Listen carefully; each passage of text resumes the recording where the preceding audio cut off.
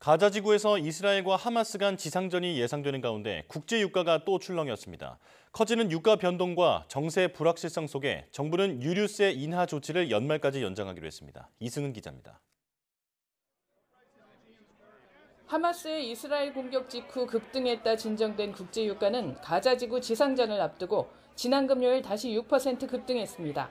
정부는 현재 에너지 수급에 차질이 없지만 사태 전개에 따라 변동성이 커질 우려가 있다며 이번 달 말 종료 예정이던 유류세 인하 조치를 연말까지 연장했습니다. 에너지, 공급망 등을 중심으로 리스크가 재차 확산되면서 글로벌 인플레이션 국면이 다소 진정되어가는 상황에서 다시 어려움에 직면하게 될 가능성도 배제할 수 없습니다.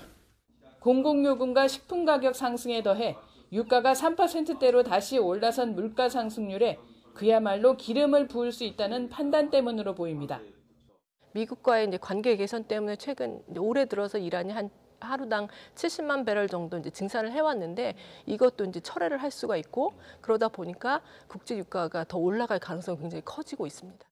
이란이 국제 유가가 1배럴에 $100 선으로 오를 것이라고 언급한 가운데 블룸버그는 이번 중동 사태의 시나리오별 전망을 내놨습니다.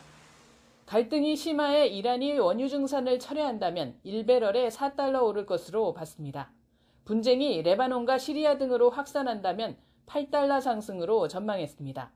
이럴 경우 세계 경제 GDP는 0.3%포인트 하락하고 물가는 0.2%포인트 상승할 것으로 분석했습니다. 이스라엘과 이란이 직접 충돌한다면 $150를 돌파해 내년 세계 물가는 1.2%포인트 오른 6.7%에 이르고 경제 성장률은 1%포인트 하락할 것으로 전망했습니다. 하지만 이란도 이런 상황을 원하지 않기 때문에 최악의 시나리오가 전개될 가능성은 적다고 봤습니다.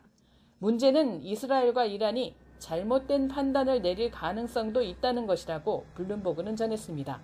YTN 이승은입니다.